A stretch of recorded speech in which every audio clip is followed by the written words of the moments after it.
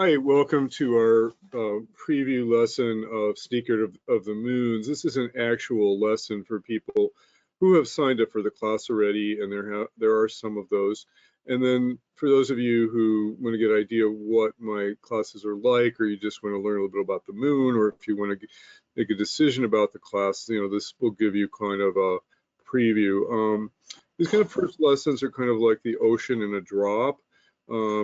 We have to show a little bit of everything that we're going to study over the next 12 weeks. And so sometimes we can't go into a lot of depth, but we can get a kind of a deep overview of all the topics that we're going to cover. I'm Barry Rose, and many of you know me from my Facebook blogs or my website or other classes you've taken from me. I've been involved in Vedic astrology since 1986, 1987. I've been doing consultations since 1988, and I've been doing teaching classes over the last 5 years, and I've actually built up a 5-year curriculum. For those of you who want to study in order, we have kind of a program now through our academy, so you can always email me about that. My orientation, now there's a few of you that I have given permission to have their mics on because you signed up for the class. So there's an orange mic, there's a green mic, and you need to turn it orange so your sound doesn't bleed in. Michael, I haven't met you yet, but your mic is on, and I'll have to turn it off if you can't figure it out. Okay, so I just turned it off, so we're fine. But in generally for my classes, you have access to the mic, and you can just turn it on and off and ask questions so that we can interact. Today, there's a lot of material and it's difficult. Sometimes people ask a lot of questions at these classes, and then we don't get through any material. So today I will have pauses in the presentation for you to ask questions, but for the most part, it's it will be more of a lecture. I do ask that you don't ask personal questions about your chart, because A, I don't have your whole chart in front of me to answer the question properly, and two, it's not really what we're trying to do. I do go use people's charts if they give me permission in the class. So every time we cover a new principle in the class, we will look at the class's charts to see how that principle is illustrated in their chart. But for this preview, it's not good. And also, if you ask questions, probably don't ask about things that aren't part of the lecture, because you can email me about those, but it's just then we never get through the material. Okay, so what I can do then, so here's my contact information, support at appliedvedicastrology.com. Our office number, let's use the main office extension.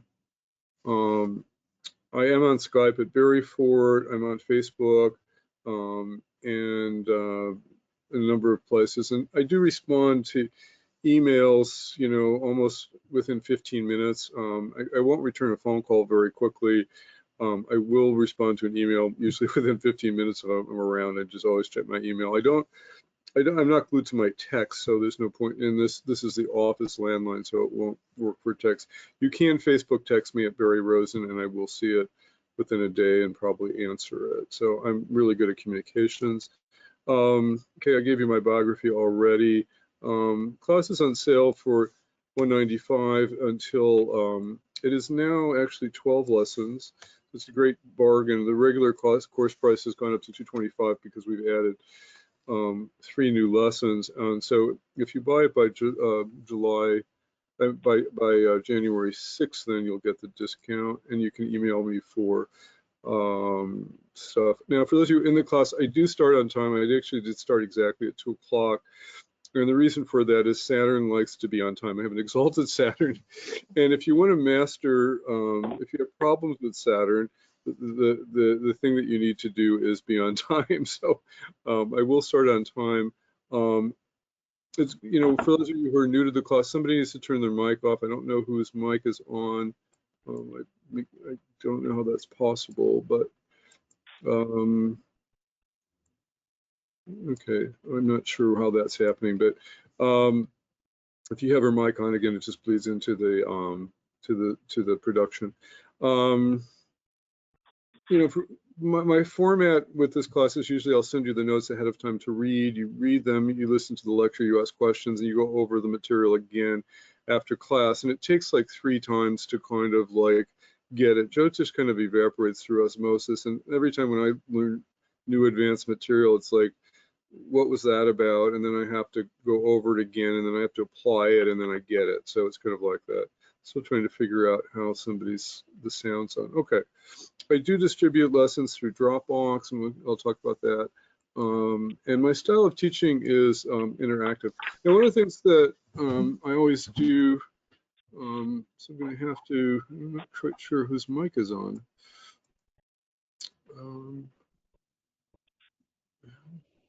Could be mine. No. Okay, so I start with, traditionally Vedic astrology comes from the Vedic pundits, and one of the things I've learned over the years is that if you do the Vedic chanting before a consultation or before a class, then the gods take over and then they do it, and it's actually kind of like that. So I always start with some Vedic chanting to connect us with the tradition, and so it's good to kind of slip off your shoes when you're hearing Vedic chanting a little bit. I won't do very much. It's just nice to slip off your shoes if you have them on. And there's a little reverence that goes into studying Vedic astrology. It's a very spiritual practice. Okay, so we'll start with some Vedic chanting. Om Ganeshaya Namaha, Om Ganeshaya Namaha, Om Ganeshaya Namaha, Om Ganapatiye Namaha, Om Ganapatiye Namaha, Om Ganapatiye Namaha, Vakritunda Mahakaya, Surya Koti Samaprapa, Nirvigam Karame Deva, Sarvakareshi Sarvada. Janamulam Guru Murti, Pujamulam Guru Padam, Mantramulam Guru Vakyam, Mokshamulam Guru Kripa. Sahana Bhavatu, Sahano Bhunaktu, Sahaviryam Karbhavahai, Tejasvinavatitam Ma Vivishai Vahai, Om Shanti Shanti Shanti. Om Aditaye Somaye Mangulai Buddhaye Cha, Guru Shakrishani Bisha, Rahave Ketave Namaha. Honoring the great ones, Lord Krishna, Goddess Saraswati, Vedavyasa, Holy Tradition of Masters leading to Brahmananda Saraswati.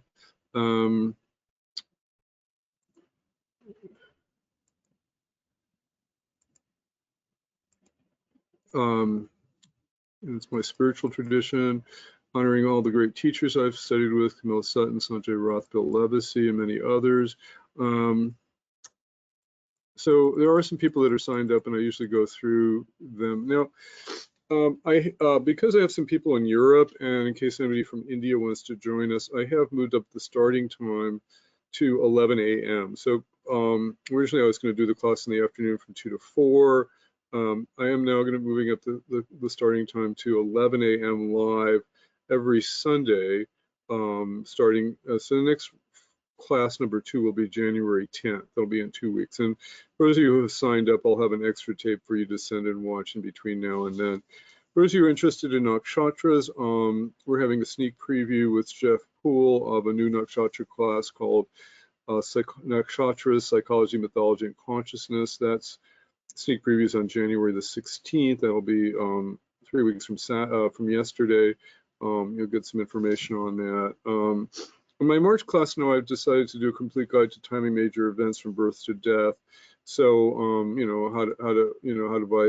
how to time buying a home, how to time periods of sickness, how to time periods of childbirth, and how to, so, I don't think anybody has a cookbook of all that material. And so I decided that's something we need to put together for our 5th level.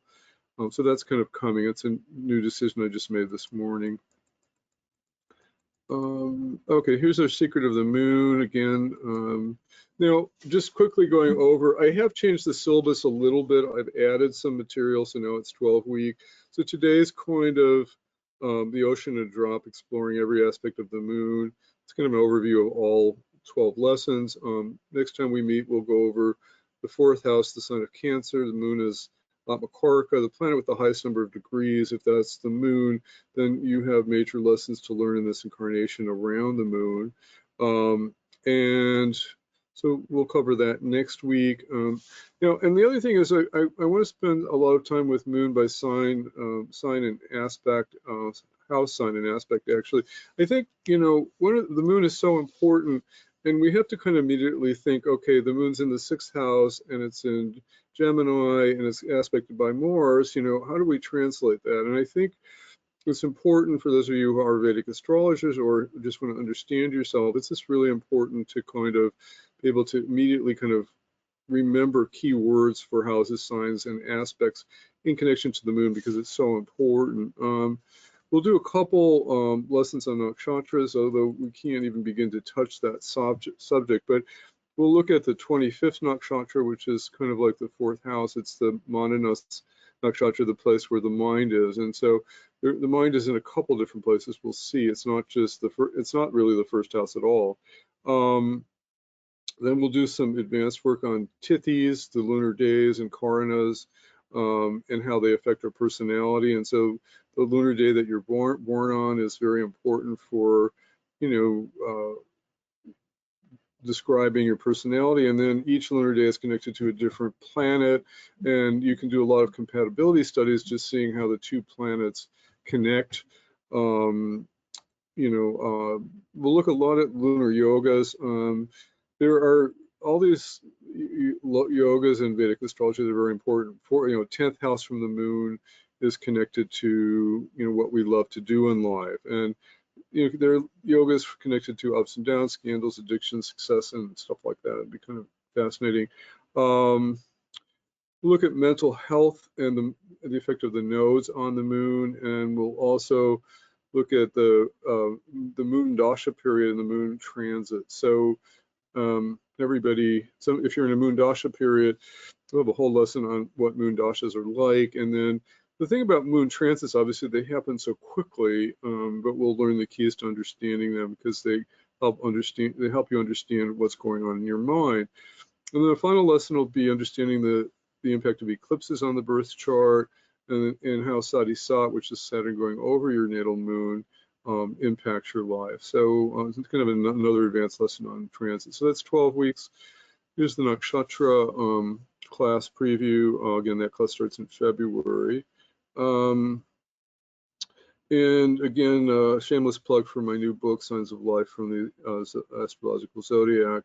It's on Amazon. It's got a lot of, if you're, whether you're a seasoned person or if you're new to Vedic astrology, I've written it with a lot of depth. So definitely a book to pick up if you haven't picked it up yet. Okay, so let's go to today's lesson.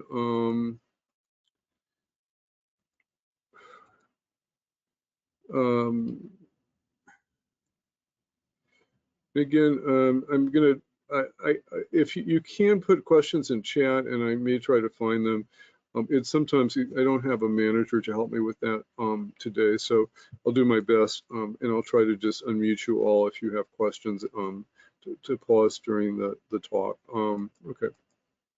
So what we'll do today is get an ocean in a drop. We'll look at the nature of the moon in the mind, the 4th house in the mind, moon's influences from nakshatras, the moon's influences from lunar days, lunar yogas, moon signs and aspects associated. So we're going to take maybe a few slides from the whole course and just give you a taste of some of the topics that are covered in the whole course. And obviously, I think even in this lesson, I have 106 slides, which we're not going to get through. So I'm going to scroll through things, and I'll just pick things out to give you a taste of things that we will cover later in the class.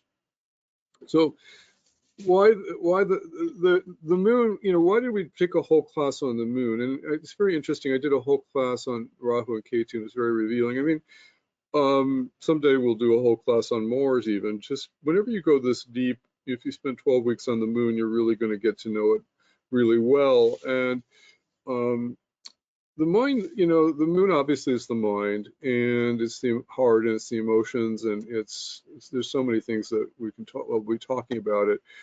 And the nature of the mind is that we're worried about the future and we're regretting the past. And so we're never happy in the present moment. So moving into the present moment is enlightenment. And from a, from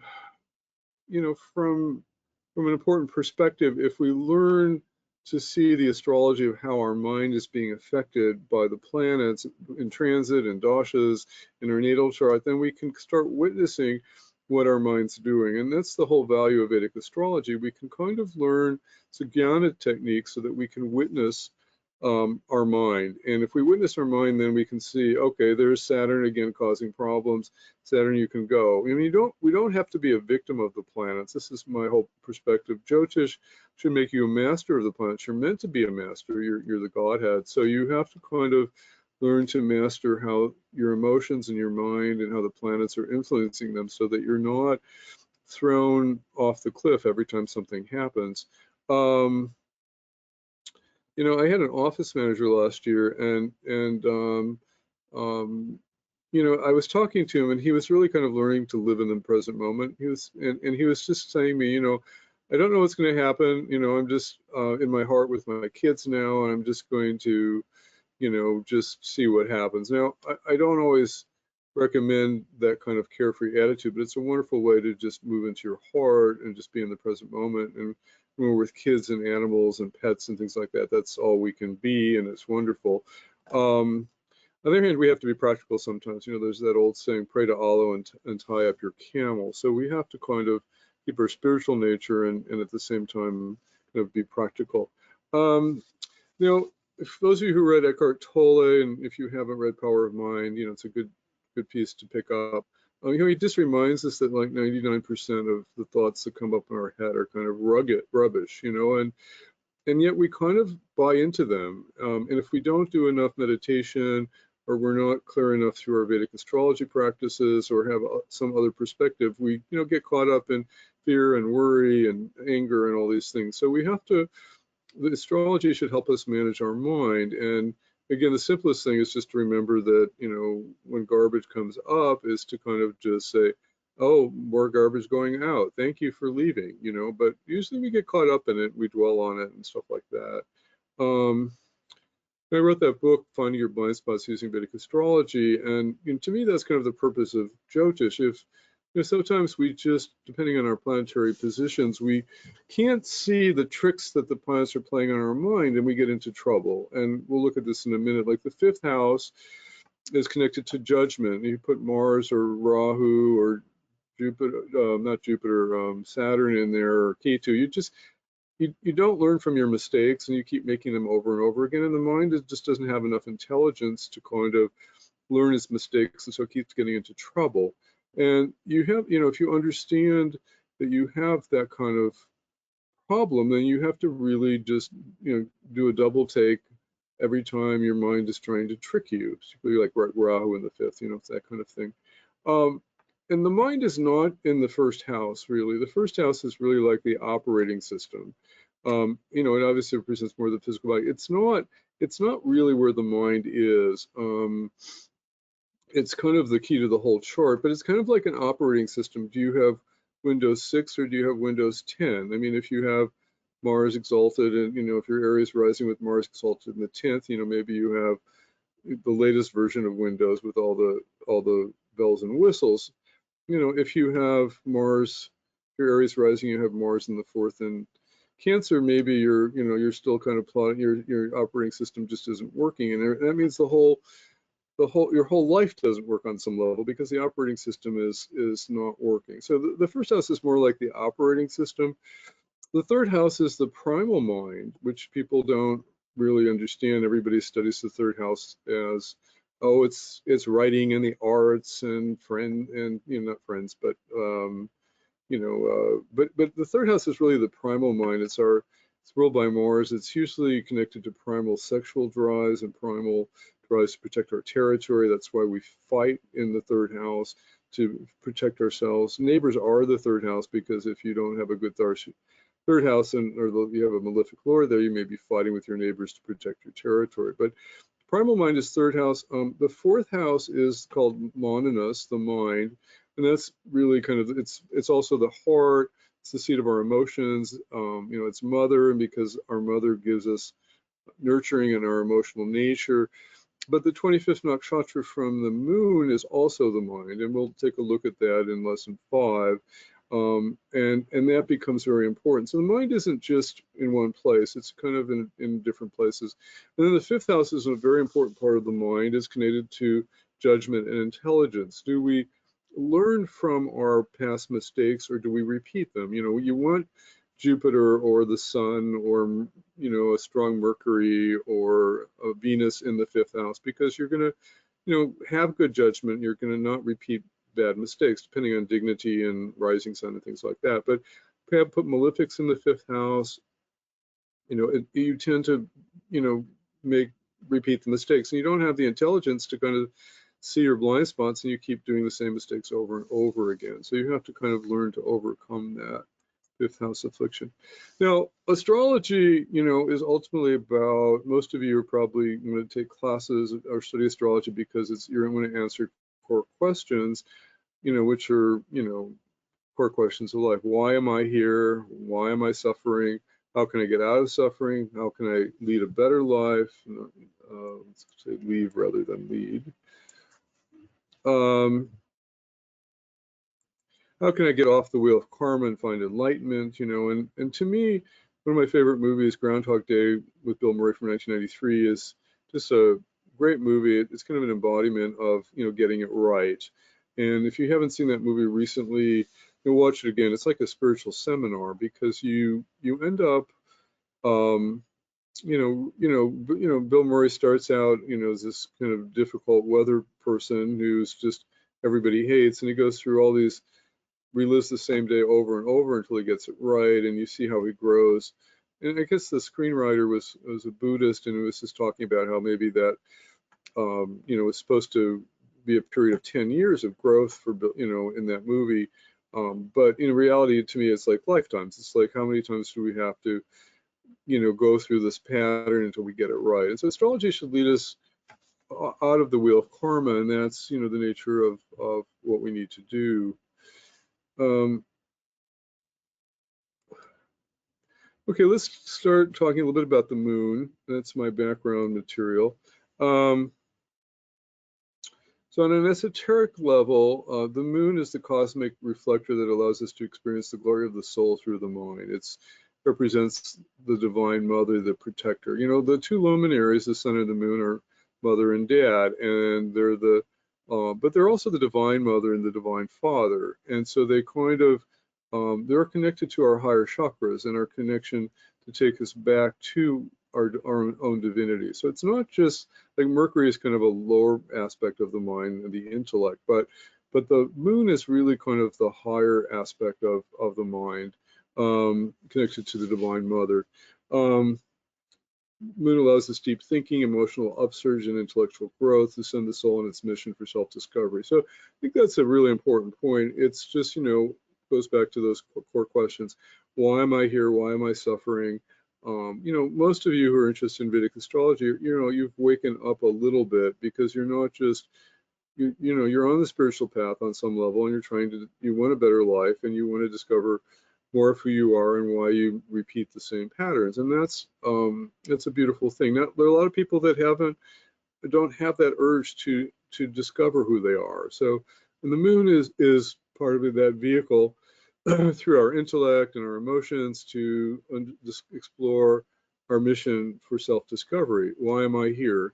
You know, the emotional upheaval that, you know, the big thing about the moon, obviously, which is why the subtitle is emotions. When the moon's kind of afflicted, you know, our emotional body can be all over the place. And as you know, when your emotional body is, you know, aspected by Mars or Saturn, or going through an eclipse with Rahu, you know, you're kind of a mess, and sometimes you can't get a handle about it. And the key to the mind and the emotions is always meditation and yoga. But you know, you have to, sometimes it always helps me understanding the daily transits of the moon and saying, oh, there's a Mars aspect, oh, we're in Saturn's nakshatra, oh, we're going over my natal Rahu, you know. So you just kind of, it's good to kind of understand what's happening, and then you kind of like, oh, that's why my mind is weird, and then, oh, I can ignore that, Saturn, you can go now, I always, that's my mantra when Saturn hits. So it's important to be able to have that awareness. Moon and mother. So the moon reflects our experience of mother and security. So the moon is, moon is the karaka, or the symbol for mother.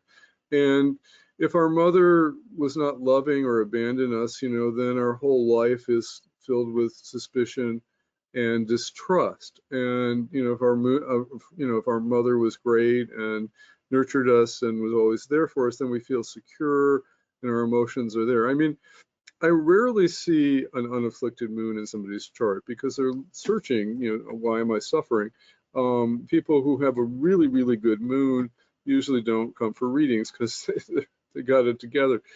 Once in a while, I get somebody with a really, really strong moon, but for the most part, I think most of our moons have some affliction. It could be in a nakshatra, it could be in an aspect, it could be in another association, but depending on, so it's important to understand those afflictions. My own moon is in Scorpio, and it's hemmed in by Rahu and Saturn, and my mom was, just left me in the crib crying, and she was a really good person, and she was, but she just had this 50s mentality, let them cry in the crib, and she didn't breastfeed me and things like that. So, I mean, that stuff still impacts me, and I'm in my 60s, which is terrible, but it's important to understand it. So the moon defines our deepest emotional needs. It shows our ability to connect emotionally with people, either intimately or whether we distance ourselves. Moon Saturn connections, you put moon in Capricorn or moon conjunct Saturn, people are just kind of restricted. Their hearts aren't open. You put moon in Taurus or connected to Venus, they're just loving and they love to connect. Very simple things like that but it's important, also to understand how to remedy the moon when it's kind of afflicted, and it is afflicted by most people.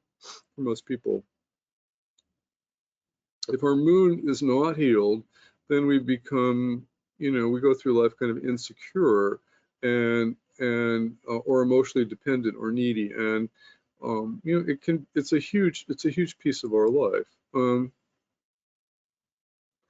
The moon reveals that area of life which we need to nourish others and create a sense of intimacy, acceptance, and nonverbal caring. So sometimes, like, I have a weak moon, but I have moon in the first house, and so I end up nurturing others to take care of my lack of being nurtured. And funnily enough, I would love to be nurtured in my relationship, but I end up nurturing my wife, and that actually heals me. And cooking is very connected to the moon, so nourishing others, cooking can be a remedy for the moon. And if you don't like cooking, your moon's probably really afflicted. And if you do like cooking, or if you want to do a remedy for the moon, you can start cooking for others to nourish your own moon. So it's kind of interesting like that. So if we need nurturing, then we have to nurture others, because sometimes what we need, we have to do to others, and that is a way to kind of heal the situation. Now, Cancer is the owner of the moon. Obviously, everybody knows that, and it's the natural fourth sign of the zodiac, and all that whole complex has this desire to feel secure, safe, serene, and protected. And security is a really key word for Cancer, the fourth house, and the moon. Like I said, I mean, our core issue is if our mom was not there taking care of us or holding us, if we were adopted, or whatever happened, we don't develop that sense of safety and security in our life, and then that leads to imbalances that may plague us our whole life. We need to fulfill our emotional needs. We need to nurture in our relationships and be nurtured by others. And sometimes, if you're a mother, if you haven't had a good mother, sometimes, and if you weren't nurtured, sometimes you heal your own inner child by nurturing your child. And sometimes you don't know how, and you have to, work through that. It's a very sensitive planet. Fourth house is obviously a place of emotions, of the heart. It's kind of our secret self. It's you know, fourth house represents happiness, and the moon is about happiness. If the moon is afflicted, like in the 6th or the 8th or 12th houses, it just has trouble being happy. The moon's journey is, let's talk a little bit about the 4th house. That's what I'm starting to move into. You know, home is everything. E.T. wants to go home. Dorothy in the Wizard of Oz wants to go home. Home is the 4th house. Home is that sense of safety and security and emotional nourishment. And it's something that we all want. We all crave to go home. And the ultimate home is the divine love and of self-realization. Now, the 4th house is a moksha house. And, you know, it's kind of funny to think you always think the 12th house and the 8th house, moksha is the quest for enlightenment. The 4th house is a moksha house because when we're not secure, when our emotions aren't working, when our mind isn't working, then we start our search for the divine. And that's why I often find that spiritual seekers have a pretty afflicted 4th house, because it forces them on the spiritual path, and it's a good thing. But at the same time, you know, the 4th house is not an easy place if it's not working. 4th house can be a place of past karma. You know, we get our past karma through our mother, and if our 4th house is very afflicted and we have a difficult relationship with our mother, then we're inheriting her mother's kind of problems. And you know, this kind of goes on, and it shapes us and scars us.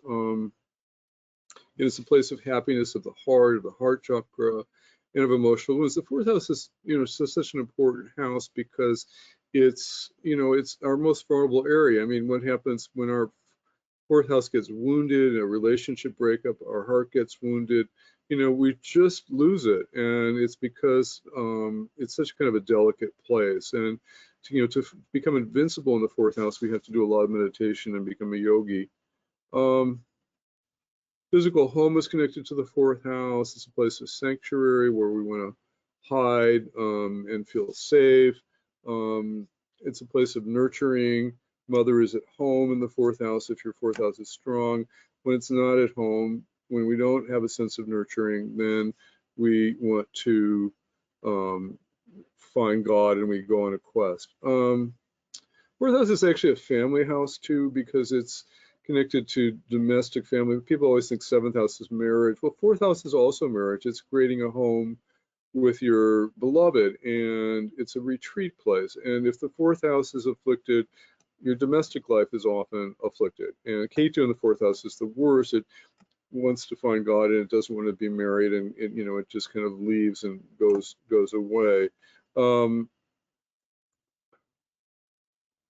house is kind of connected to midnight in one's chart. And, you know, if you think about it, when you're going to bed, you know, 10th house is high noon, 4th house is midnight, you know, and it's kind of, if most people go to bed late, it's kind of, when you go into bed, it's this kind of dark place where you find yourself late at night in the unconscious realm of the mind. And sometimes, you know, when you get into bed late at night, you know, when the 4th house is kind of coming into transit, it's like there's a lot of deep emotional memories coming up, unwanted family memories, exhausting energy, and it's no wonder you go to bed at this time and pull the covers over. You know, you just kind of want to escape. The 4th house is a very kind of vulnerable place, and it's not. People often think it's a Kendra, it's the 4th house. It's, you know, it's a really good place, you know, but it's a really kind of vulnerable place. It's the heart, it's our ancestral energies. It's a place where we're very vulnerable. Planets in the 4th house are a little creepy, kind of like the 8th house. There's like deep ancestral karma there. You know, sometimes we have hidden family secrets there. It's kind of a difficult place. Planets in the 4th house, again, the planets in the 4th house affect our mind. And so Saturn here suggests a strict home full of lots of rule. Saturn in the 4th house is very difficult. It creates constricted emotions, a constricted house. Maybe we had a tough mom who was too strict. And it impacts how we emotionally live in the world. Mars has a lot of anger toward family in the 4th house. It may have a threat of violence, maybe you're subject to having intruders break into your house if you have a very badly afflicted Mars in the 4th house. Jupiter, obviously, and Venus will have deep, loving families, and connections to the Moon and Venus are very welcome in the 4th house. Rahu creates very unsettled emotions in the 4th house and desires that block happiness. Ketu puts one on the quest for spirituality. Why am I not happy? So, you know, the bad thing about Ketu in the 4th house is it usually doesn't do well with domestic life, and it's not happy, and it's just doesn't know why it's not happy, but it usually sets one on the spiritual path, so it's a blessing. So I don't, you know, I don't, some of these are full lectures. I just want to give you kind of tastes of different lessons we'll go through. So that's a part of, we just went through part of last week's lesson, next week's lesson.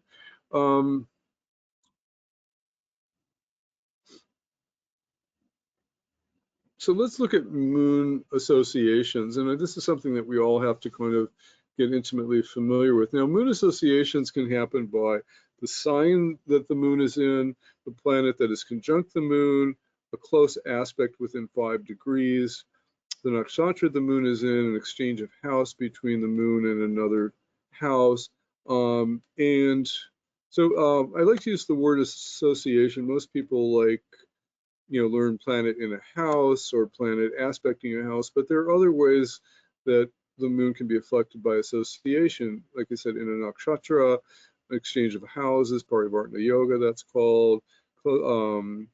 You know, just being in a sign, moon just being in Jupiter's sign makes you more happy. So, so like a moon-Jupiter association could be moon in Pisces, moon in Sagittarius, a trine from the moon, particularly if it was with a close trine within 5 degrees, moon in Jupiter's nakshatra like Purva Vasu, Vishakha, Purva Bhadrapada. So, or if you had exchange of houses between Cancer and Sagittarius and the moon was in one of those, you know, so that would create a moon-Jupiter association. And so there's more than one way that you can have a moon-Jupiter association. And so moon-Jupiter associations, you know, make you happy, you're kind, you're good-hearted, you have religiosity, you overcome obstacles, and you're prevailing, humanitarian, optimistic. You know, kindness, benevolence, religiousness, popularity, and generosity. So we like moon-Jupiter associations. Obviously, they bring out the bright side of the moon. But sometimes, you know, depending on dignity, you know, if the moon is like in Capricorn, let's say you have moon conjunct Jupiter in Capricorn. You know, Jupiter is debilitated in Capricorn, and that means it gets overly optimistic and it has bad judgment. So if your moon was connected to a debilitated Jupiter, it might be falsely happy and not have good judgment. It might be overly optimistic. It might be lazy. It might be disillusioned. So you always have to look at dignity. In Vedic astrology, there's a dark side and a bright side, and you have to remember that, you know, what's the dignity? You know, moon Jupiter in Pisces, you know, wonderful. Moon Jupiter in Scorpio, different story, right? Other moon associations, moon with Aries or Scorpio. So if you have a moon-Mars connection, so that would be Mars squaring the moon, or having an 8th degree aspect to it, moon in Mrigashirsa, Chitra, Janishta, moon in Aries or Scorpio. So if you have a good, sometimes you can have moon and Mars actually get along okay. Mars doesn't like the moon, moon does like Mars.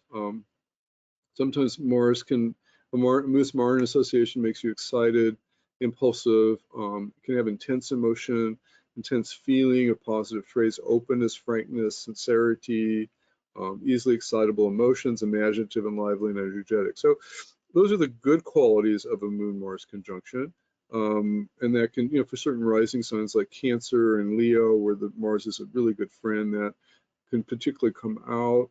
Negative qualities, if you know, Mars is a bitter enemy for like a Virgo or a Gemini or something like that, then a Moon-Mars connection might give you, you might be too impulsive in action, too excitable.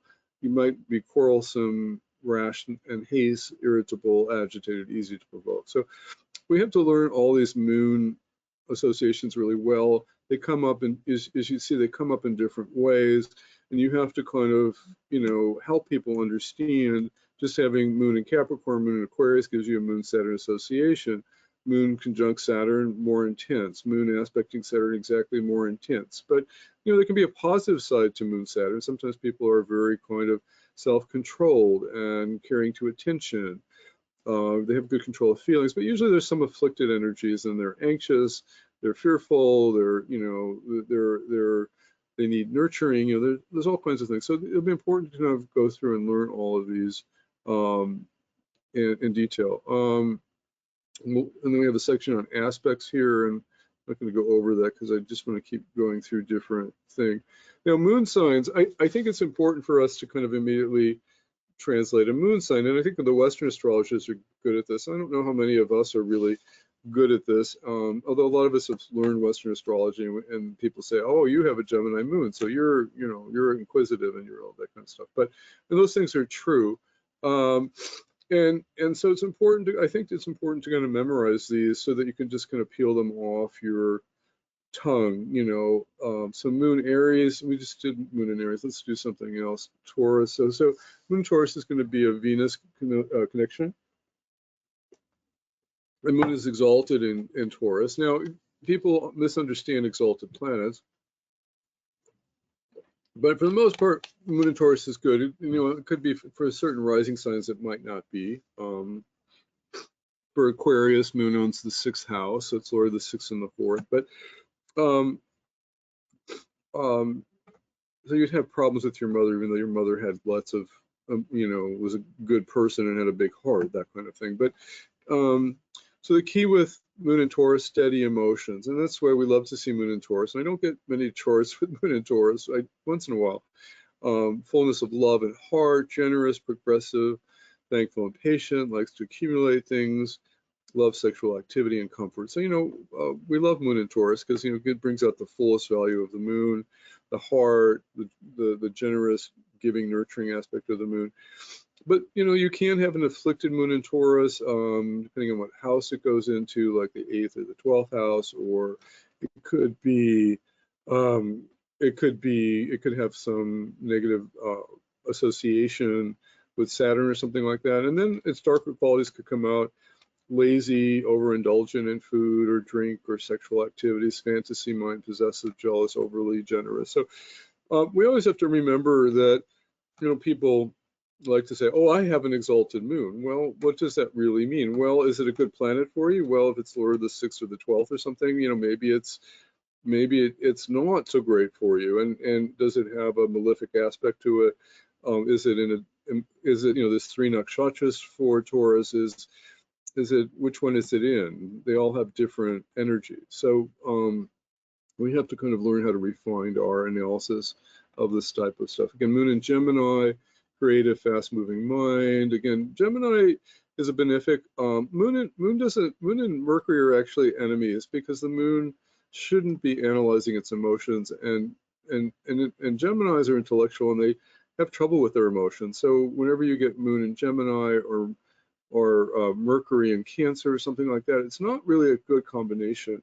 At best, moon in Gemini could create a very creative, witty mind, clever, learns through writing and reading, charming, humorous, but the dark side of Gemini can easily come out skeptical, flirtatious, rapid talking, not happy with domestic chores, overachiever. So there's always, always have to look for the light in the dark. Most of the time, if you look hard enough, you're going to find negative associations. And if you're really a good person, and it's really kind of your best planet, then sometimes you'll have, the highest side come out. Again, we'll go over these in a few weeks, and you really should get to know them well.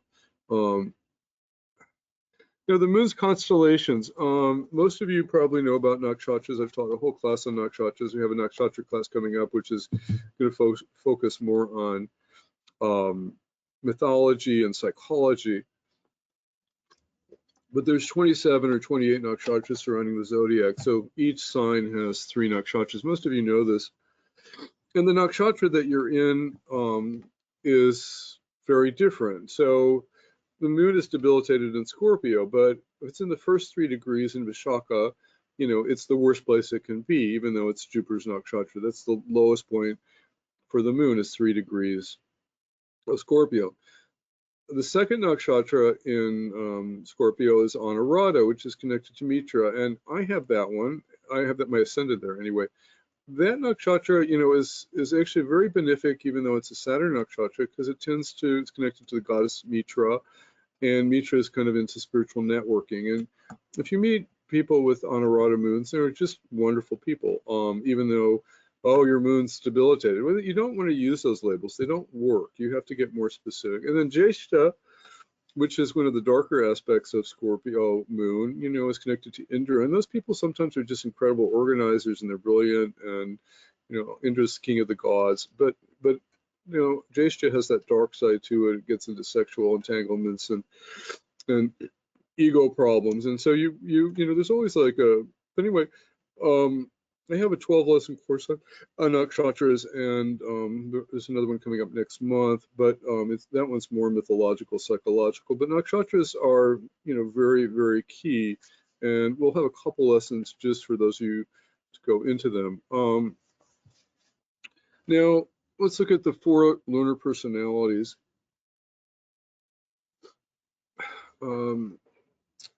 So if you have moon with a malefic, then you have a tamasic mind. A tamasic sometimes is a word that gets misunderstood. Tamasic sometimes can be lazy, it could be negative, it could be have an inert energy to it.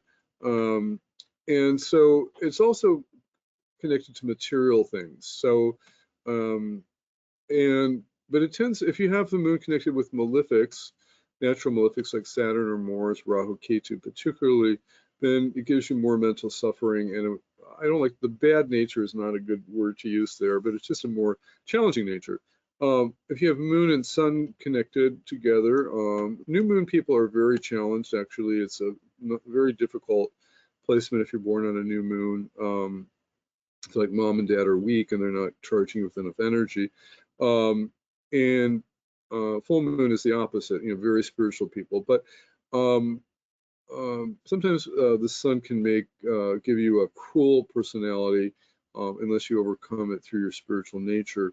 Moon with Venus or Mercury, again, those are creative, Rajasic planets. They make the mind very creative, creating people who want to desire to learn and create and read and enjoy things.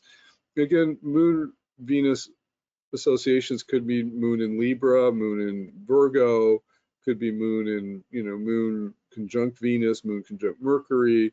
You know, it's just, you know, there are many ways that can show up. Moon in Venus is nakshatra, Purva Flaguni. So, you know, there's different ways that those connections can show up. And then moon with Jupiter, a sattvic mind, strong, joyous, positive, hopeful, interested in spirituality. Planets in the 10th from the moon benefit greatly here. We'll talk about that later.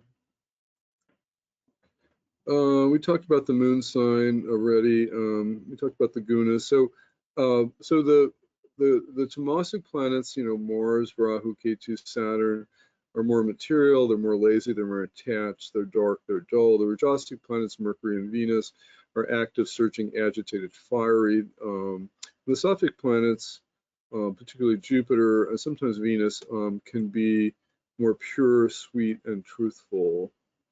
Venus is considered a Rajasic planet, but anyway. Then there's signs of the zodiac that also have these qualities. Aries, Rajasic, connected to Mars. Scorpio is tamasic, as it's the darker aspect of Mars. Aries has a lot of creative. Rajasic sometimes is, good word for Rajasic is creative. It just has a lot of fire to move forward and get things done. And so it's not really a bad thing. Sometimes it can't sit still. It's got fire. It just wants to move. So you've got to remember the Rajasic signs. The sattvic signs are kind of just pure and simple and pure and want to just meditate and love God and things like that. And the tamasic signs, you know, are just, they bring out our darker nature. So when you have the moon in a tamasic sign like Aquarius, it just tends to have kind of a negative outlook on the world. It just kind of sees a lot of suffering. It gets caught in it, Aquarius is one of those signs that just kind of does that for people. And if you have moon in Pisces, then you're sattvic and you're just optimistic and you're happy and you're interested in God and you're generous, and you know, it's just really great.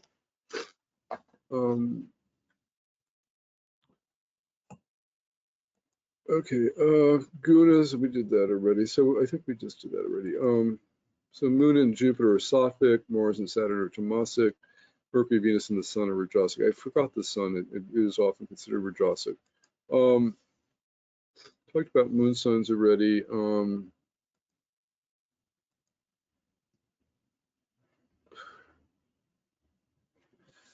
Sometimes people always wonder about the moon chart versus the Rashi chart, and one of the things I always teach people in my classes is, you know, we're many charts. People get very attached to that they're only the Rashi chart. You know, they're like a line on stone. I think Vedic astrology is more like a hologram or a game of 5D chess.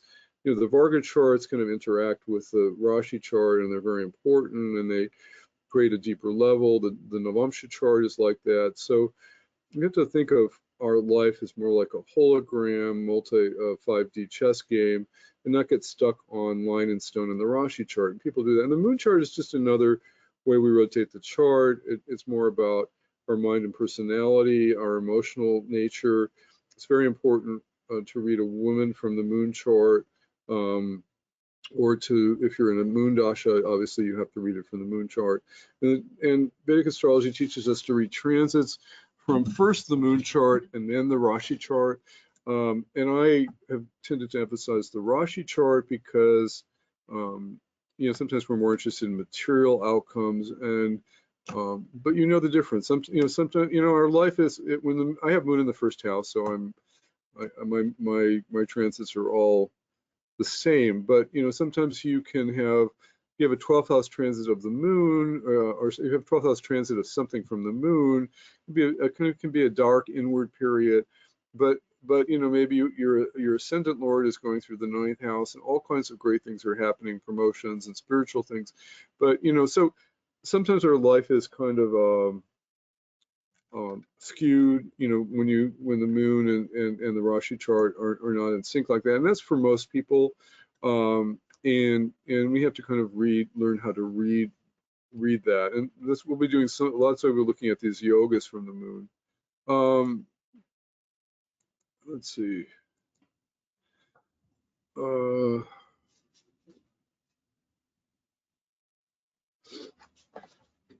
Okay, we'll learn about how to judge nakshatras in the class. I do a lot of, you know, I've taught an advanced class on that, and there's some things that we'll learn that are very important for, you know, obviously the lunar nakshatras are everything, and you can do a lot of timing from them. You can understand your personality. You can do all kinds of things from them. And we'll have a couple lessons on that. I'm not going to go into too much.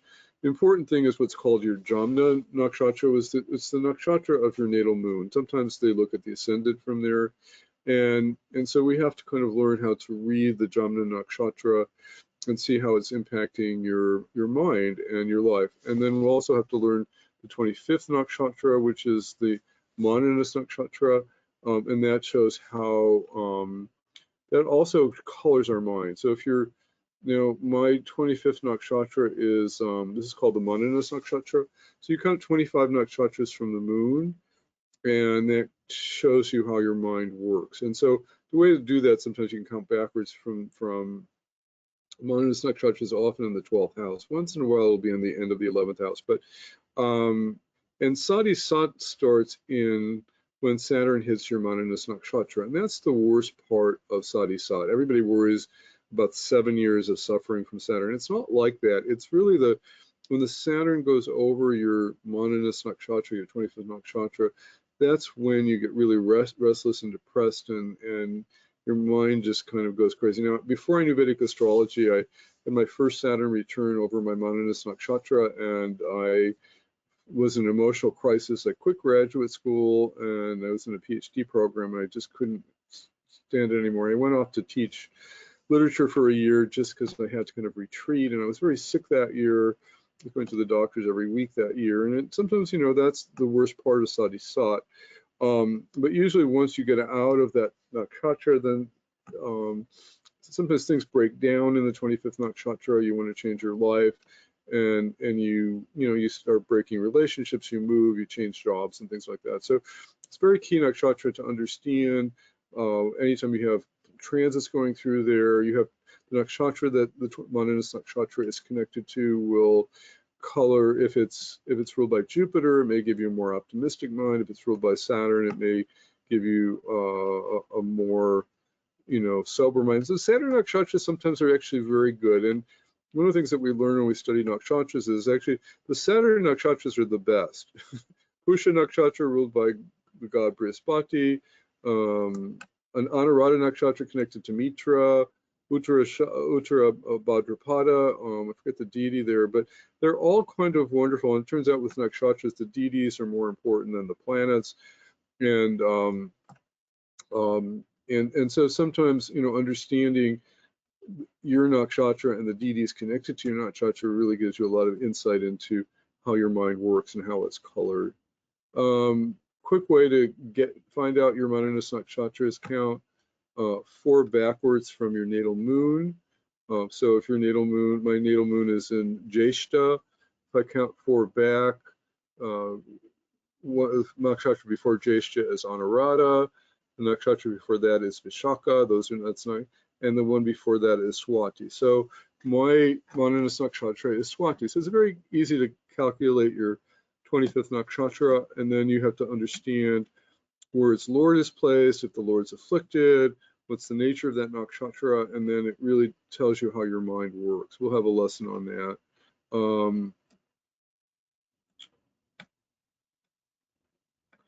Mental health in the moon. So we have a lesson on this. We don't like moon in the 6th, 8th, or the 12th houses.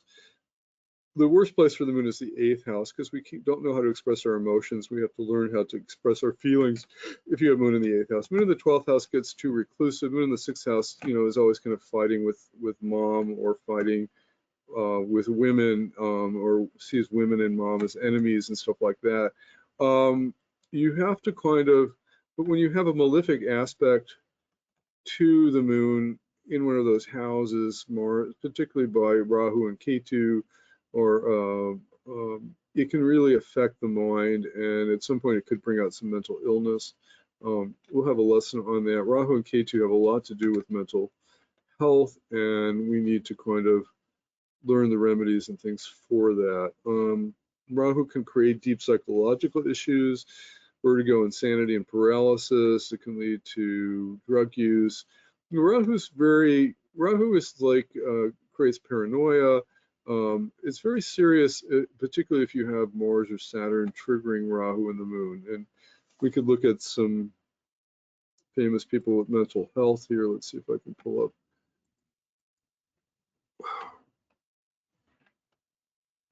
Let's see.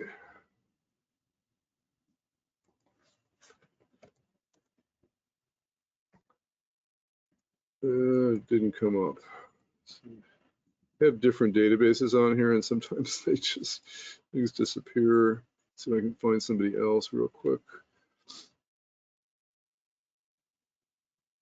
Maybe Sylvia spelled with an I.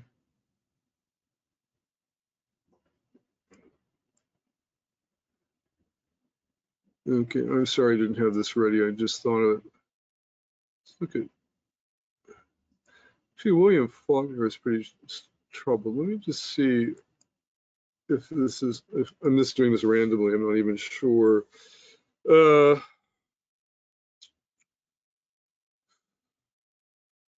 William Faulkner, famous American author who wrote Sound and the Fury, and very gifted writer, but a very troubled man. He's got exalted Mercury in the 1st house, with Lord of the 12th, the Sun, and Lord of the 8th, Mars there, and Jupiter. But his moon's in the 12th house. It is with Venus, and it does. If you look here, it's got a Saturn aspect to the moon here, which can be depressing. Saturn moon associations usually lead to depression.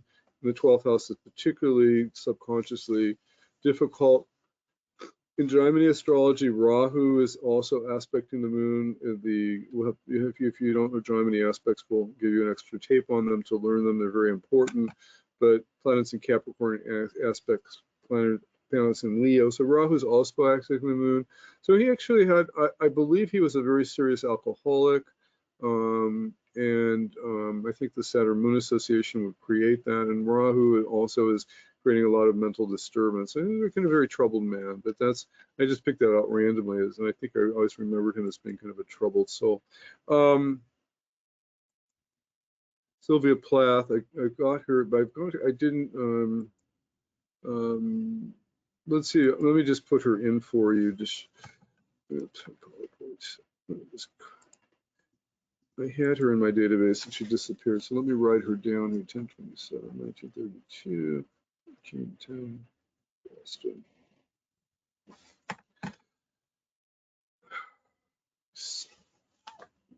Okay, we'll put Sylvia back in the database here. I don't know why she came out.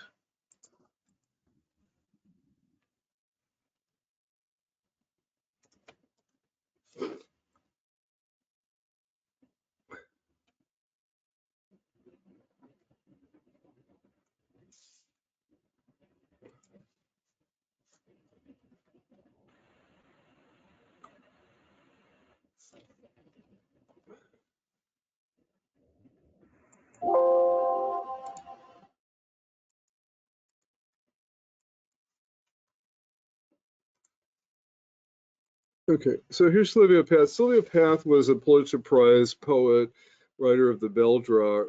She was very depressed, and notice that she has moon in the 8th house, which to me is one of the most difficult places to have the moon. It's called Marnik Arkastana. It's the moon just can't express its emotions. Venus is helping it, but not that much.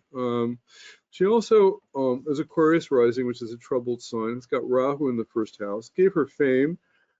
She got recognized for her poetry, getting a Pulitzer Prize, but she was a deeply troubled soul. Notice she's got Saturn in the 12th house. Rahu went over her natal Saturn in 1962 or 63, and she gave her kids some milk and cookies and stuck her head in the oven and just, committed suicide. A very troubled soul, and there are a lot of problems with this chart. The sun is the absolute point of debilitation within a degree. So both, and the moon's very weak here in the 8th house.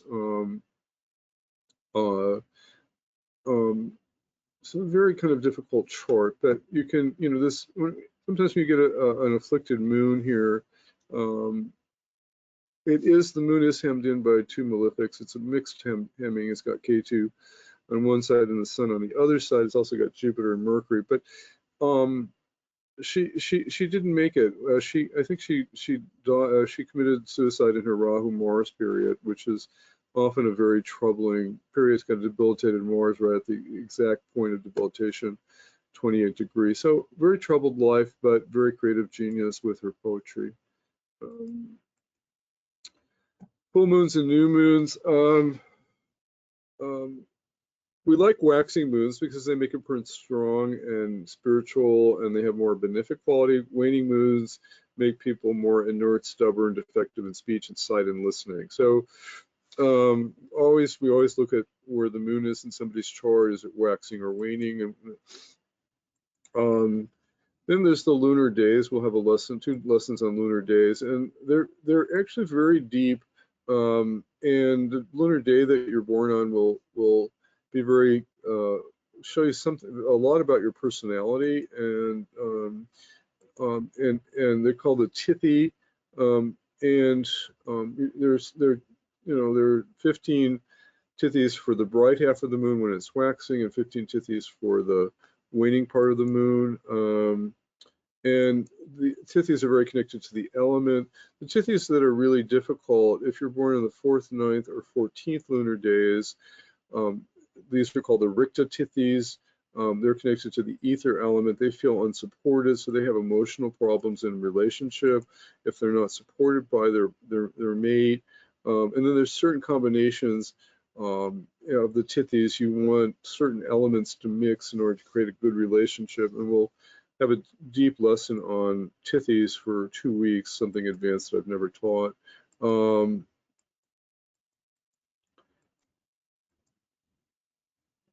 You know, yogas are very important. This is another part of the class that we'll get to, and these have kind of fancy names, and they're easy to find. You know, yoga sometimes I don't even like teaching yogas because there's like so many. You know, unless your computer spits them out, you know, sometimes they're very hard to find, and you could easily take a whole year class on yogas to just get good at them. Mark Boney is the only person I know that's done a good job teaching those. And they're kind of boring to learn, but the moon yogas are very important, and we'll spend 2 or 3 weeks on them because they're easy to see, because it's, you know, 2nd from the moon, 4th from the moon, 8th from the moon, and you can just immediately know them, and we should immediately get to know them. So 2nd from the moon is called Sunafa yoga. It's about gains from offices, colleges, and social status. It shows the best profession for the mind or what will make the mind happy. So we like benefics connected 2nd from the moon because it creates happiness in career.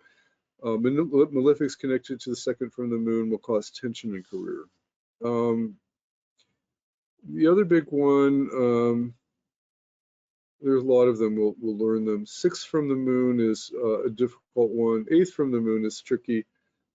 It's the key for transformation. It's the hidden place of our mind that is secret and becomes a cause of disease, suffering, and death, but also transformation. So K2, 8th house from the moon, will be very self-destructive and may act quickly and be impulsively. Mars, 8th from the moon, will be fighting and need lots of transformation to change. Saturn, 8th from the moon, will cause pain and difficulty. So these lunar yogas are very important. The one that I always remember is 10th from the moon.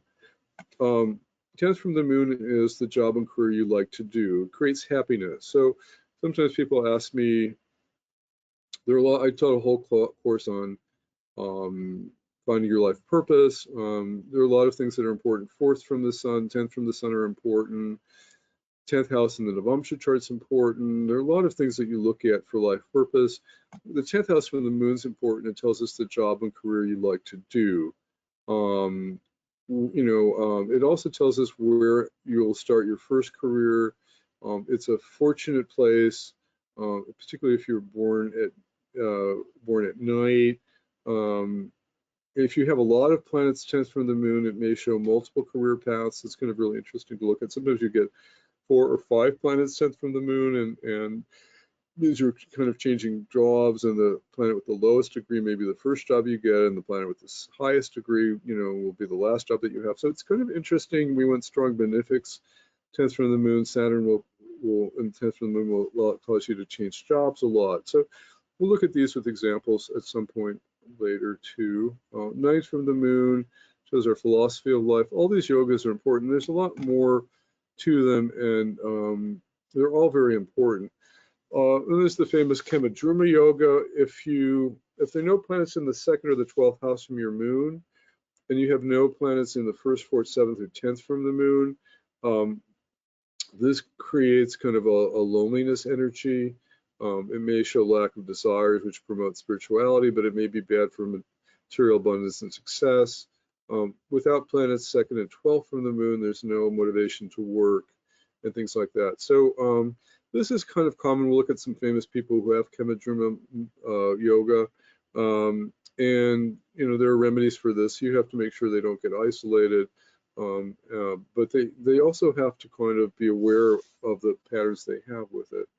And then Gajasari yogas, which are connected to if you have the moon and Jupiter 4th conjunct or in the 1st, 4th, or 7th houses from each other, these are easy yogas to see. They're very common, and it's one that you can quickly look for. If somebody has moon and Jupiter in a 1-4 connection, it's good for health, and a 1-7 information, good for marriage, and a 1-10 information, good karma for wealth, and the Lagna, blessings of Shiva and Dharma. So we'll look at some of these lunar yogas. They're easy to learn. I rarely teach yogas, but I think those are really easy to learn, and and they actually show up in very famous people and in very special ways, and they're very easy to spot and very easy to learn. Planet 7 from the moon. Now the moon is connected to our desire nature, and so the one thing when you look at, you always want to look at planet 7 from the moon because it shows us what the mind desires. If you have Venus opposing the moon, then you're obsessed with sex partners or sex or enjoyment or beauty or art. And, you know, it can be, if moon and Venus have a lot of dignity, it can be a very wonderful level of desire. And you may have wonderful relationships, moon, Venus oppositions.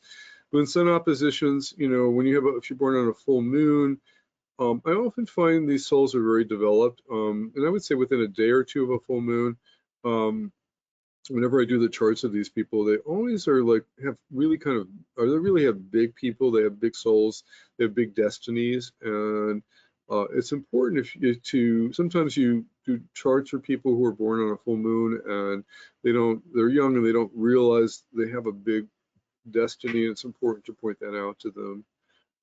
Mars 7 from the moon gives knowledge of competition, protection, and conflict. Desire to be a great leader. Jupiter 7 from the moon gives passion related to learning, wisdom, and desire. So 7 from the moon is what we desire, and it's very important to see wherever whatever house is 7 from the moon is what you desire most in life. So we'll go over that when we do aspects. I'd like to do cookbooks for people, and cookbooks is my way, and I actually give these to people at the end of the classes. It's a way of kind of summarizing everything that we've learned. And this is my cookbook for the moon chart, and it's a way of kind of summarizing everything about the moon. So we'll go over this in detail when we get to the class. Okay, so actually I did good. I got through, I just wanted to give you a taste of everything that we're going to cover. And some of you I know, there's a thing called Jyotish overload. If you get more than an hour and a half of Jyotish, you end up getting Jyotish overload. I am going to unmute you for questions now. So first of all, if you want to sign up for the class, you could, if you need a PayPal invoice, you can send me an email at support@appliedvedicastrology.com. You can go to the website and click on courses, and it'll be on the top there. Secrets of the Moon, Early Birds 195. Again, I don't make a living teaching these classes. I do many things, and so I do them because it's my absolute favorite thing to enjoy. And I just some of my students are in class. Afi, would you like to share? I've unmuted you. Well, I guess you cannot take control. Would you like to share your experience with my classes? Yeah, sure, Barry. Can you hear me? Yeah. Okay, fantastic. So I've been studying with Barry for the past 3 to 4 years now, and I'm a returning student because he's an excellent teacher. Some of his qualities, as you know, he explained at the beginning that he's been teaching and he's been doing Vedic astrology for over 30 years. So he has an endless knowledge of Vedic astrology. Some of the things that I like about his teaching methods is that he's very patient with his students and he's got a lot of empathy, but he's also engaging, and he really encourages his students during the actual courses to practice the craft and what he is taught. And he also shares the best way to analyze a chart or make predictions. He's also very empathetic. He cares about his students. He's very patient. Those are some of the reasons that I keep returning. He's an excellent teacher. I've learned so much from him, and whenever I do other people's charts, they're, astonished. And I have to say it's thanks to Barry that I've learned so much. Thank you, Affy. Affy's an amazing astrologer anyway, so she's got a natural tact for it, but that was very kind of you. I'm going to unmute all of you, which means that you can ask questions. The people that have enrolled for the class, I will also, you're on the panel, so you can easily unmute your mics, but everybody, I have unmuted everybody. If you do unmute your mic, make sure your vacuum cleaner or blender's not going in the background so that it doesn't bleed into the tape. But Tom, I'm having trouble unmuting you, but this was kind of a whirlwind tour. Usually I do 2-hour classes, and I wanted to just do an hour and a half because I don't want to blow anybody away. And I went through material very quickly. I don't always do that. I usually go over people's charts very clearly and talk about the principles, and I usually bring in a lot of examples, but I wanted to give you a quick overview of things that we would study. So, questions?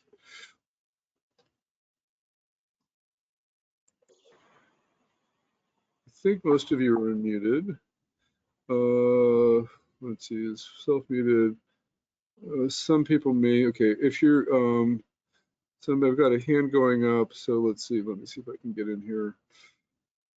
I'll look for in the chat room. Sometimes I can't get in here. Questions. I'm not seeing any questions. Some of you, I realize are having trouble unmuting yourself. There's a green mic, and it's often orange with a line through it, and you have to kind of make sure it's on. And I will go through and make sure everybody's unmuted. Sometimes the unmute button is not working, and so I'll unmute you all manually. I'm seeing it's not working.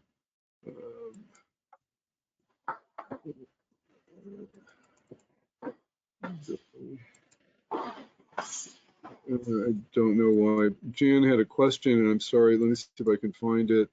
What if Moon is in the 8th house in Cancer? Okay, so Jan was wondering about Moon in the 8th house in Cancer. So anytime the Moon has dignity, it's better off. So Moon in the 8th house in Taurus or in the 8th house in Cancer is better than, in Scorpio, obviously. I find that people with Moon in the 8th house tend to repress their emotions, and they don't have trouble expressing their emotions in relationship. With Moon in Cancer, their emotions may be very full, but they still may be have some problems like expressing them, and they need to kind of get with girlfriends or spouses and just practice, I feel this, I feel that. Most of the time people have learned to get through that as they get older, but if you haven't, you do have to work on that. Billy's had a question, he's had his hand raised. Let me see if I can get you unmuted, Billy. You can get on the mic, Billy, if you have a question. Paige, you're clearly unmuted. Judy, I'm trying to unmute you here. Some people may not want to talk, but if you do have questions, I am here. I don't, let's see. Barry, I've got a question. Can you hear me? Yes, who's talking? It's Leslie. Okay, Leslie, nice to meet you. Somebody I know has got a son who's going through tremendous depression, and he's got Saturn moon in Aquarius in the 8th house. Oh, and yes. She's asking how to help this poor boy who's 27. And do you recommend therapy, like psychotherapy, for someone who's got that Saturn moon in Aquarius in the 8th? It depends. So if it's the 8th house, it's a Cancer rising. Obviously, they need to learn. Cancers are an emotional sign, and so they need to kind of express their lives through the through feeling. Now, they're not as, they don't do as well with intellectually, like Geminis and Libras and all the, now because he has an Aquarius moon, he might benefit from therapy, but I find that the people who do really best with therapy are like Libras and Geminis and Aquarians, because the air signs, which are more intellectual, are on the 159 trines. I always recommend for Cancer rising, Bach flower remedies can be a good remedy. And they do well with Bach flower remedies because they're very emotional sign. Meditation and yoga are essential for solving problems with the moon. Basically, they need to, and breath work. They need to get, when the moon is suffering that much, it needs to, the only thing that can really handle it is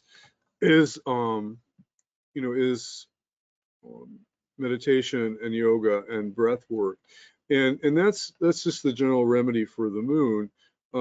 Usually what people do is they go to drugs and alcohol and tobacco and that's what's happening. Drinking, he's drinking.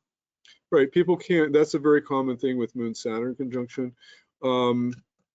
Unless they get onto, that ends up being a downward spiral and it creates more problems, it harms the emotional body. So if you can get them into an easy meditation class or an easy yoga class, if they don't, they have to be motivated to do it because you can't force anybody to do that.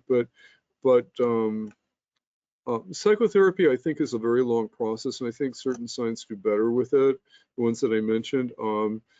Being in an emotional support group and expressing, there are support groups even in COVID online for depression, and so people share emotionally what they're feeling with other people. Cancer risings need to share emotionally in order to. That's he's in his Saturn dasha as well. He's in Saturn, so right. It's like, to me, it's more activated now. Would yagyas help him? Like get someone to do yagyas in India for him to help that planetary placement? Yagyas sometimes loosen the grip, but if you read I wrote an article about mantras and yagyas. They help soften the grip of the planets, but you still have to do the work to do the transformation. And 8th house is about transformation. So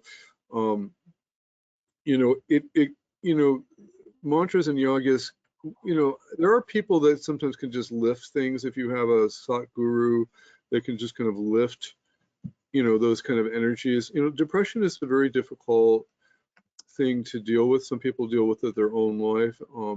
My spiritual teacher had a special class for depression, and they would do lots of breathing for 10 days in a row to try to break that karmic knot.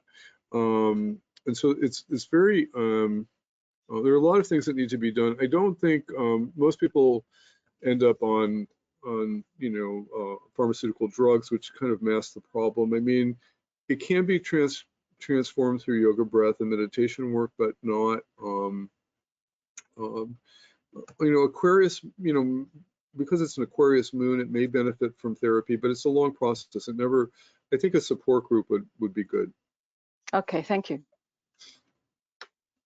Okay, any other questions? That was a good question. Joy has her mic on. I did move the class up 2 hours so people in foreign countries can be there live. So now we have it at 11 a.m. Some of you I know are still unmuted. Let's see, Paige. Paige, you have your hand up. Did you want to ask a question? Your mic is on. You could just speak into the mic.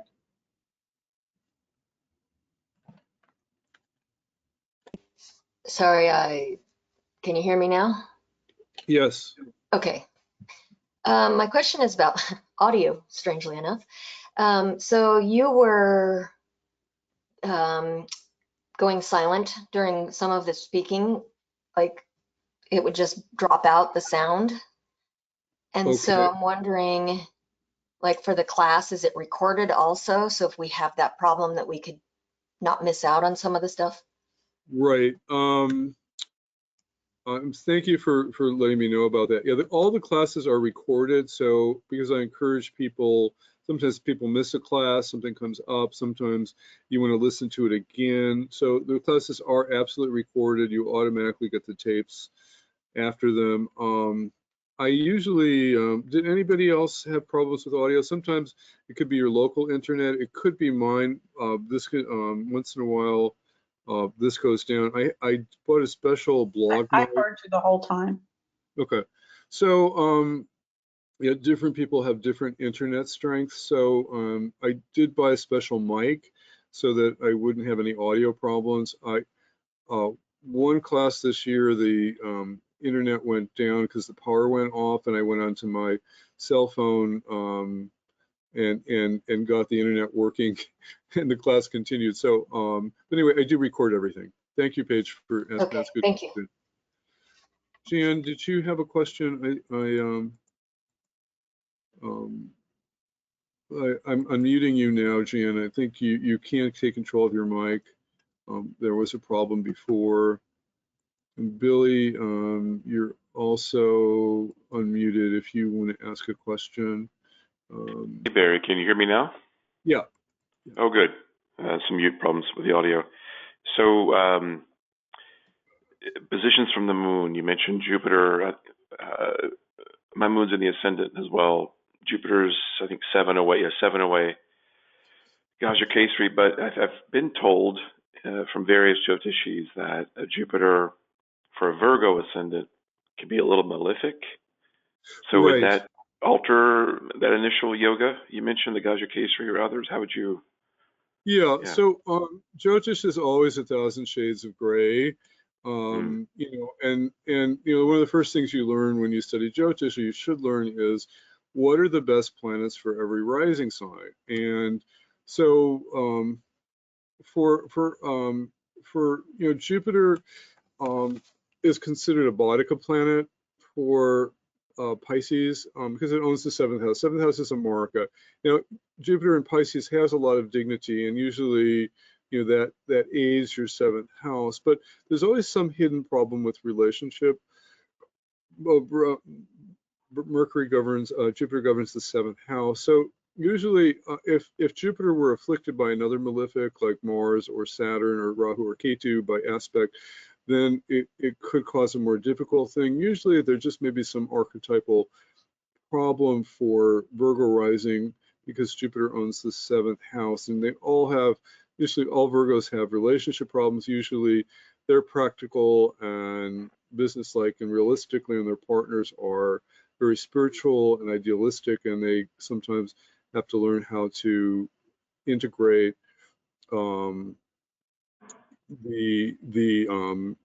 you know, their partner's idealistic nature with their practical nature.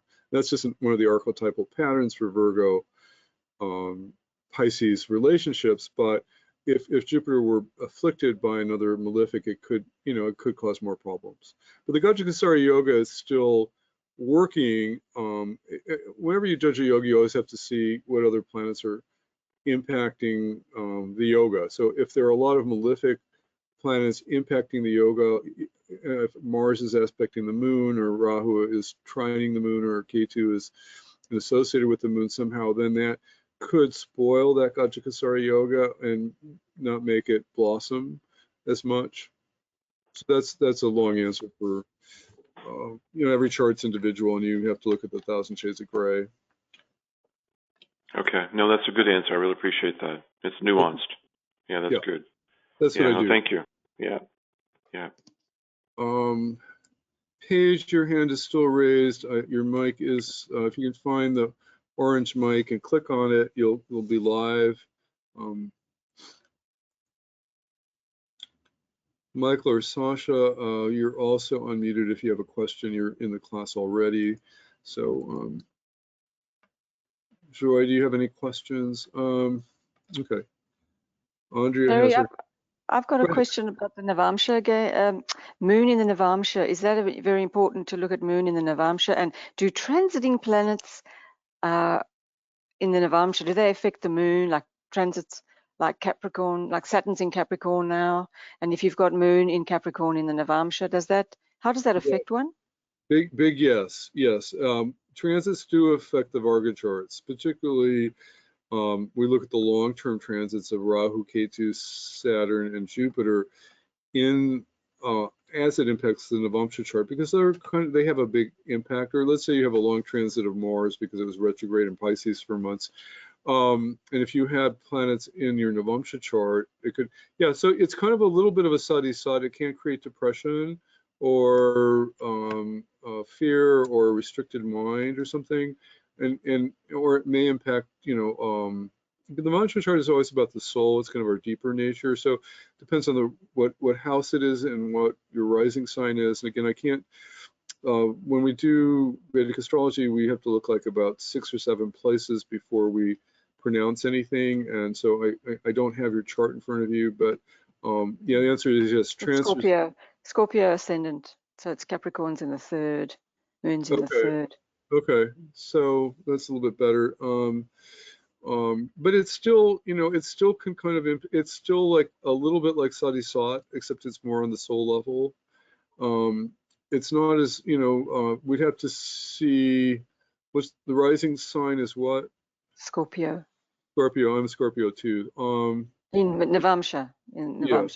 Scorpio, what's the rising sign for the chart though? For the Rashi chart? Rashi, Cancer. Cancer, okay. So, and the natal moon's where? First house. Okay. Oh, that's nice. Okay. So, so you are kind of, it is kind of a double whammy because, it could manifest relationship in your chart, but it could create a lot of restriction and fear around wanting to have relationship too. And Jupiter's there also. And whenever you have Jupiter and Saturn together, it's a double manifestation energy. So Saturn likes to manifest the material.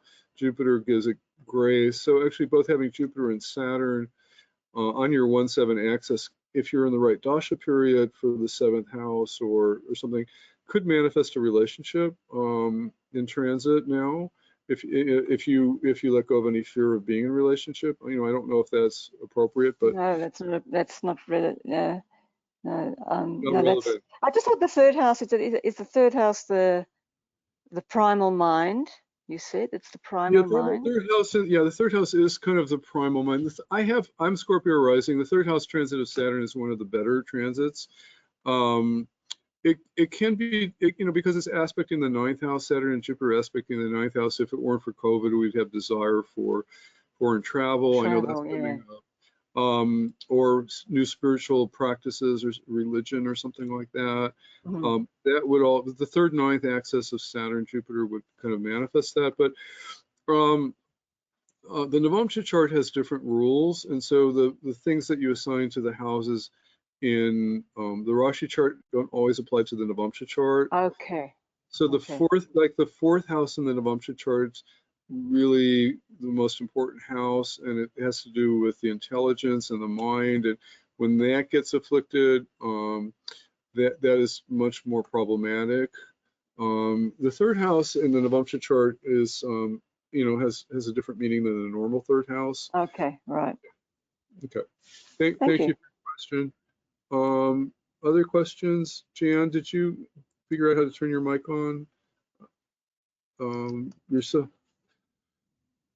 If not, then you could email me a question. Judy, how you doing? Oh, Barry, when is your book already out on Amazon? Yeah, my book is out on Amazon. It's been out since October. It's like 400 pages of, we put it in large print, like 16 point or something, so people could read it. As we're all getting older, we don't need 10 point. It's out on Amazon. You can get it. Oh, wonderful. Great. Thank you. Hey, Barry, this is Judy. I'm good. You're good. Okay, good. You're surviving COVID okay in New York. I worry about you there. Yes, I am. Good. Thank you. Good. Okay. Final Jeopardy answer. It's 3:30. It's a good time to kind of take a break from our Jyotish minds and go out and take a walk before it gets dark, depending on where you live. again, if you're interested in taking the class, it is going to start in 2 weeks. It will be Sunday from 11 to 1 p.m. Central Time. It will be on GoToWebinar. It will be recorded. There are 12 classes now for $195.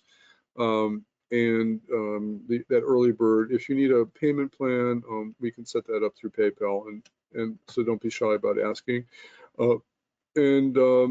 You know, you can keep up with me on my blogs and my Facebook, my newsletter, and next sneak preview for the next class on nakshatras, mythology, psychology will be 2 weeks from Saturday on January the 16th, taught by my esteemed colleague Jeff Poole, and I will be there for the sneak preview also. Okay, final Jeopardy answer is, okay. Those of you who have signed up for the class, I'll send you an extra videotape to watch for next week. And sometimes it's nice to, sometimes I have pre-recorded tapes that'll give you as extra tapes so that you can learn certain things. And we'll have our next live class on January the 10th. Okay, so I'll end with a Vedic prayer. And so you can just close your eyes. Om Asatoma Satgamaya Tamasoma Jyotirgamaya Richoma Amritam Gamaya Om Shanti Shanti Shanti. That prayer is about kind of banishing darkness, and so that's what Jyotish does. It brings light to banish the darkness in our minds and the blind spots and things like that. Okay, so look forward to seeing you again someplace on the internet here. Have a great rest of your day. Thank you, Barry. Bye. Thank you, Barry. Thank you. Goodbye. Thank you. It was wonderful as always. Oh, thank you. Thank you. Good day to everyone. Okay, bye, Judy. Bye. Thanks. Thank you.